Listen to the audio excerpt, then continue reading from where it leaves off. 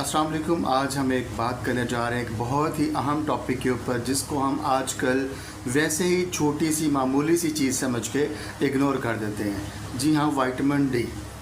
हम vitamin D जो है वो ऐसे ही इस्तेमाल करना शुरू कर देते हैं और उसके हमें बाद में क्या खमियाजा भुगतना पड़ता है, कितनी कॉम्प्लिकेशंस का सामना करना पड़ता है, शायद हम इसको समझ ही नहीं पाते।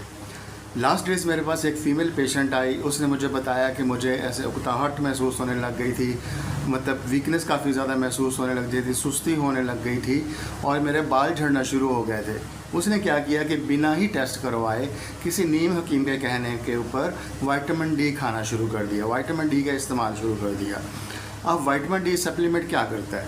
विटामिन डी सप्लीमेंट जो है वो बॉडी के अंदर जो विटामिन डी हमारा जो है वो बॉडी के अंदर मौजूद कैल्शियम के एब्जॉर्प्शन में काम आता है, कैल्शियम के एब्जॉर्प्शन को बढ़ा देता है, जो कि हमारी हड्डियों को मजबूत करती है, जो कि काफ़ी सारे मामलात को सरअंजाम देती है।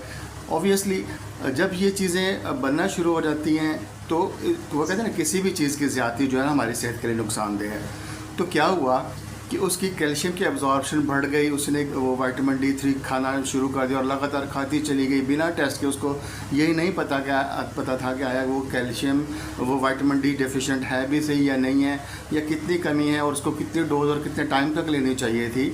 लेकिन वो खाती चली गई और क्या हुआ कि वो मामला जो है वो कैल्शियम जो स्टोन की फॉर्म में बॉडी के अंदर जमा शुरू हो गया और किडनीज़ के, आपको पता है किडनी फिल्टर का काम करते हैं, तो किडनी स्टोन बनना शुरू हो गए जो कैल्शियम से ओरिजिनेट हुए थे। कैल्शियम ऑक्सलेट था, कैल्शियम फॉस्फेट पॉसिबल हो सकता है, कैल्शियम कार्बोनेट हो सकता है।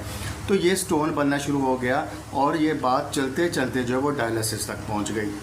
मतलब एक छोटी सी गलती जो कि बिना चेक करवाए, बिना टेस्ट करवाए आपने स्टार्ट की मेडिसिन खाना, गो कि वो एक सप्लीमेंट था, लेकिन आपको कहाँ पे ले गया? डायलिसिस तक।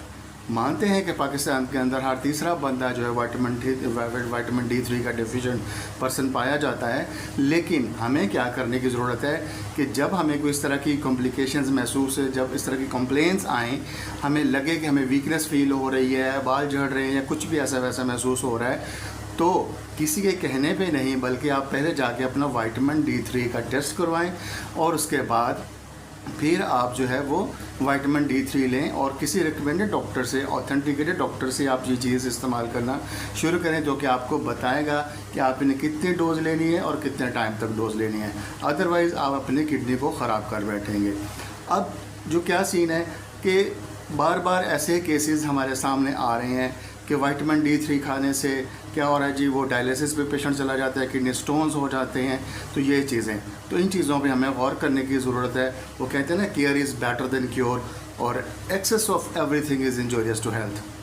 अपनी सेहत आपके अपने हाथों में है कि हम अब क्या खा रहे हैं और कितना खा रहे हैं। अगर इन चीज़ों में हम कंट्रोल नहीं करेंगे और बिना टेस्ट के ये मेडिसिन और सप्लीमेंट्स वगैरह खाएंगे, क्योंकि हमारे पास काफ़ी पेशेंट आते रहते हैं, वो बोलते हैं जी हम विटामिन डी3 के सप्लीमेंट्स इस्तेमाल कर रहे हैं जी, मैंने जी वो दूध में डाल के जी इंजेक्शन पिया था, ये था वो था। वो चीज़ें ठीक है, लेकिन जब तक रिकमेंडेशंस ना हो तब तक आप इन चीज़ों को लंबे अरसे तक इस्तेमाल मत कीजिएगा।